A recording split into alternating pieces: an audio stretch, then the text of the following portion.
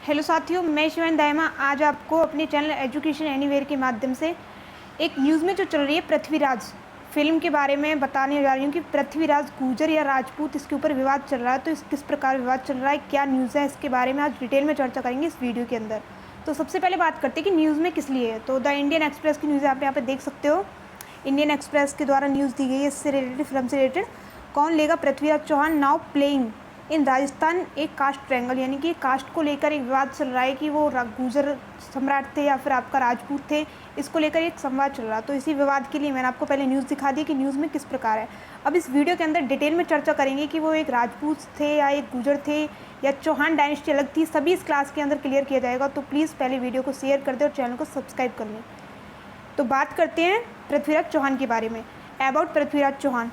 Prithviraj Chauhan was a Rajput king who in 12th century had declared the North Bharat on Delhi and Ajmer empires. Prithviraj Chauhan was the unlimited Hindu ruler who ruled the throne in Delhi. This Rajput king, famously known Rai Pithora, was born in Chauhan dynasty. Prithviraj Chauhan was born in आपको जन्म याद रखना है, आपको यहाँ पे टिक लगा लेना है। born in आपको दिया हुआ जैसा कि 1149 यानी कि 1149 in Ajmer. His father name Someshwar Chauhan, mother name Kapuri Devi. बात करते हैं एक इनके बारे में, बहुत बड़ा एक संवाद किया जाता है कि ये अंतिम हिंदू सम्राट कहा जाता है। यानी किस प्रकार कहा जाता है, किसके द्वारा कहा गया था, पहली बार किस पुस्तक में कहा गया था, किसने कहा था, ये सभी इस क्लास के अंदर चर्चा करेंगे। तो आप यहाँ पर देख सकते हो जेम्स मिल, आपको नोट लगाते रहना जो इंपॉर्टेंट पॉइंट है। James mill, the history of British India 1817 categorized India history into the Hindu, Mohammedan and British period using the religious affiliations of the dominant political power of define each period. In this formulation, Prithviraj Chauhan would be, आपको important लगाना, Prithviraj Chauhan would be the last ruler of Hindu India. इनके द्वारा James मिल के द्वारा कहा गया था कि इस पुस्तक में कहा गया था, the history of British India में कहा गया था पृथ्वीराज के बारे में। वहीं अगर हम बात करते हैं आपको नेक्स्ट की किसकी और पुस्तक में, तो आप देख सकते हो the description of Prithviraj as the last Hindu empire can be tracked to the British colonial official James Tod. ये जेम्स टॉड के द्वारा भी कहा गया था। इनकी पुस्तक का नाम आप देख सकते हो, एनल्स एंड एंटीक्वाइट्स ऑफ राजस्थान 1829। अब आपको राजस्थान से रिलेटेड ही बता दूँ, राजस्थान के बारे में कहा जाता है कि राजस्थान जो वर्ड है यानी कि जो नाम है वो भी जेम्स टॉड के द्वारा ही कहा गया था, कर्नल जेम्स टॉड के द्वारा। ये पुस्तक का नाम है, कहाँ कब गया था आपको ये भी देख लेना, आपको ये भी नोट लगा लेना है। द लास्ट हिंदू एम्पायर भी कहा गया था जेम्स टॉड के द्वारा। ये मैंने आपको हिंदी में लिख के दिया हुआ, एक बार फिर से पढ़ लेते हैं। जेम्स मिल द्वारा लिखी हुई पुस्तक the history of British India, इस पुस्तक में इतिहास को 3 भागों में बांटा गया है, हिंदू काल, दूसरा मुस्लिम काल, तीसरा ब्रिटिश काल। इसी पुस्तक में उन्होंने पृथ्वीराज को last ruler of Hindu India का कहा है।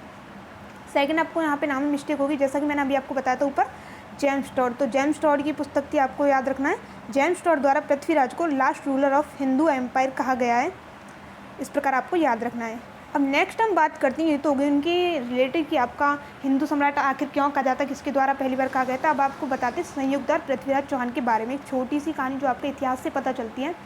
कहा जाता है कि कन्नौज के राजा थे गढ़वाल राजा जयचंद, उनकी बेटी थी संयुक्ता। संयुक्ता को जो पृथ्वीराज भारत के अंदर बहुत ही महान कार्यों के लिए जाने जाते हैं, उन्होंने बहुत ही वीरता के काम किए थे। तो उनकी जो वीरता की कहानी सुनी थी संयुक्ता ने, तो संयुक्ता को उनसे मन ही मन प्यार हो गया था, यानी कि वो मन ही मन उनके बारे में उनका पति सोचने लगी थी, यानी कि पृथ्वीराज को अपना पति सोचने लगी थी। जब उन्होंने अपनी सखियों से या अपने राज्य में मंत्रियों के मुँह से जब उनके बारे में सुना था, तो वो उन्हें अपना पति समझने लगी थी। जब ये बात उनके पिता गढ़वाल राजा जयचंद को पता चलती है, तो उन्हें उनकी शादी करने का फैसला लेते हैं, यानी कि उन्होंने एक स्वयंवर रचवाया। उसमें हिंदुस्तान के जो भी महान राजा थे, उस टाइम के जो भी राजा थे, उन सभी को स्वयंवर के अंदर बुलाया, संयुक्ता का स्वयंवर करवाया। लेकिन उन्होंने उस स्वयंवर के अंदर पृथ्वीराज को नहीं बुलाया, यानी कि उनको आमंत्रित नहीं किया। आमंत्रित ना करने के बावजूद उन्होंने सभी राजाओं को बुलाया, उसी स्वयंवर के अंदर बाहर, दरबार के बाहर पृथ्वीराज का पुतला बनाकर खड़ा कर दिया। जब संयुक्ता का स्वयंवर होता है तो संयुक्ता ने सभी राजाओं को देखा। राजा जैसे कि सोचते हैं कि हमारा स्वयंवर होने वाला है, लेकिन संयुक्ता ने सभी राजा को छोड़ते हुए दरबार पे जो पृथ्वीराज का पुतला खड़ा था उन्हें माला पहना दी गई। तो दूसरी तरफ जब पृथ्वीराज को भी ये पता चल चुका था कि संयुक्ता गढ़वाल राजा जयचंद की बेटी है, वो उनसे प्यार करती हैं, तो उन्होंने वहाँ से आने का निर्णय ले लिया। तो जब भी वो पुतला को पहनाती वहीं पे पृथ्वीराज पहुंच जाते और उनको लेके चले जाते संयुक्ता को। इस प्रकार से उनकी कहानी रही थी। बात करते हैं आगे, तो Prithviraj belong to Chauhan dynasty of Ajmer which empire emerged after the decline of the, आपको याद रखना, पैथारा empire in the 11th century AD. याद करते हैं कि जैसा कि कहा जाता है कि प्रतिहार जो एम्पायर था, कि गुर्जर प्रतिहार का जो एम्पायर था वो 11th सेंचुरी में ख़त्म हो चुका है, तो ये कहा जाता है। लेकिन कुछ प्रमाण से ये भी पता चलता है कि आगे, जैसे कि मैं आपको इस वीडियो के अंदर सारे प्रमाण दिखाऊंगी कि कहाँ पे किस प्रकार लिखा गया है। 2 पुस्तकें इनके बारे में जो बताती है, एक तो पृथ्वीराज रासो हो जाती है जो चंद्रवर्दई द्वारा लिखित है, दूसरी पुस्तक पृथ्वीराज विजय हो जाती है। तो इन दोनों पुस्तक में इनके बारे में लिखा हुआ, जो मैंने अभी आपको कहानी बताई थी संयुक्ता पृथ्वीराज के बारे में, वो पृथ्वीराज रासो के अंदर लिखी हुई है। दूसरी अगर बात करते हैं तो पृथ्वीराज विजय के बारे में, उनकी विजय वीरता की कहानियाँ उनके अंदर लिखी गई हैं।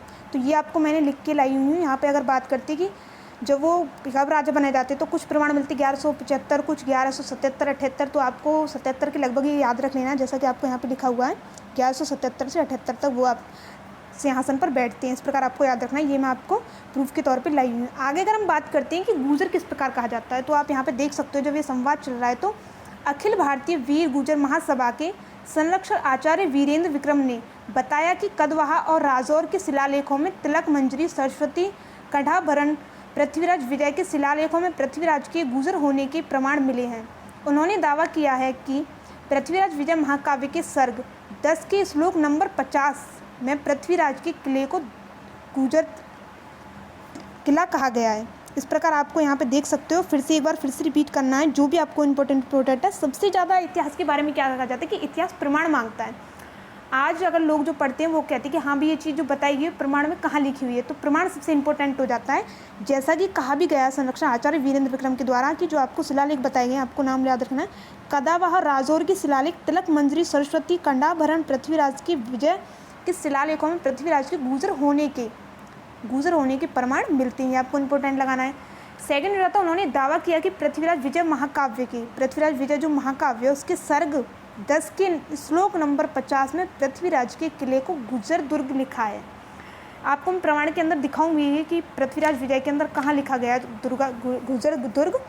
बात करते जबकि सर्ग 11 के श्लोक नंबर 7 और 9 में गुर्जरों द्वारा गौरी को पराजित करने का वर्णन भी है। इससे प्रमाणित होता है कि सम्राट पृथ्वीराज चौहान गुर्जर समाज से थे। यह आपको प्रमाण के तौर पे मैंने दिखा दिया। अगर हम बात करते हैं प्रमाण की, पृथ्वीराज विजय जो है ये आपका महाकाव्य हो जाता है, पृथ्वीराज विजय महाकाव्य। सबसे इंपॉर्टेंट इसका जो ये श्लोक है, आपको श्लोक तो समझ में नहीं आएगा, तो श्लोक का जो हिंदी अनुवाद है उसमें दिखाया गया है, ये आपका श्लोक हो जाता है। आपको प्रमाण के तौर पर दिखाऊंगी। इसके अगर हिंदी अनुवाद की बात करें कि भाव अनुवाद दिया हुआ है, तो यहाँ पे आप देख सकते हो जो लिखा हुआ है कि गुर्जरों के दुर्ग में मनुष्यों के रूप में असुरों के प्रवेश, यानी कि जो मोहम्मद गौरी का प्रवेश हुआ था 1191 में, यानी कि तराइन का जो प्रथम युद्ध हुआ था, या द्वितीय युद्ध में जब पराजित होते पृथ्वीराज चौहान, और पहले युद्ध में पृथ्वीराज चौहान के द्वारा गौरी को पराजित किया गया था, तो जो वो आते तो उनको असुरों के प्रवेश के नाम पे कहा गया है। गुर्जर के दुर्ग में मनुष्यों के रूप में असुरों का प्रवेश। अब बात करते हैं मोहम्मद गौरी पृथ्वीराज चौहान के बारे में। तो 1191 में तराइन का प्रथम युद्ध होता पृथ्वीराज और मोहम्मद गौरी के बीच में, और गौरी को हराया गया और बंदी बना लिया गया पृथ्वीराज के द्वारा। लेकिन उन्होंने जब क्षमा याचना मांगी तो उनके द्वारा रिहा कर दिया गया कि पृथ्वीराज चौहान ने उन्हें छोड़ दिया। वो वापस गजनी चले गए थे, वो गजनी से आए थे जो आज का अफगानिस्तान है, वो वापस वहाँ चले जाते और दोबारा 1192 में वो कुछ अधिक सेना के साथ या कुछ अधिक तीर और धनुष के साथ वापस लौट के आते 1192 में।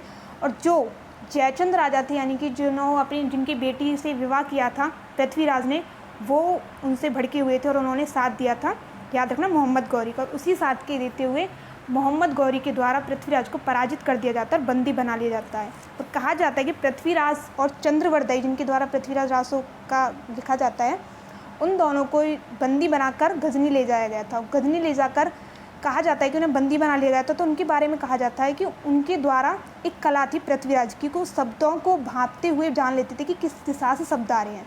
तो उनकी इसी कला को जानने के लिए गजनी के, यानी कि गजनी का जो दरबार था वहाँ पे मोहम्मद गौरी का गजनी में, उनने कहा था कि एक बार इनकी कला को जान के देखते हैं। तो कहा जाता है कि चंद्रवर्दई के द्वारा उन्हें इशारा किया गया था पृथ्वीराज चौहान को। पृथ्वीराज चौहान ने उनके कहा जाता है कि उनको बंदी बना के उनकी आँख फोड़ दी गई थी, चंद्रवर्दई की और पृथ्वीराज रासो की। तो पृथ्वीराज रासो ने शब्दों को भांपते हुए ही मोहम्मद गौरी को तीर मारा और वो वहीं पे मर गए थे। उसके बाद में कहा जाता है कि जब सेना भड़की थी तो पृथ्वीराज और चंद्रवरदाई ने एक दूसरे को तलवार मारकर अपनी हत्या कर ली थी, क्योंकि वो किसी और के हाथों नहीं मरना चाहते थे। ये आपको हमको इतिहास से पता चलता, ना कि हमारे शब्द हैं।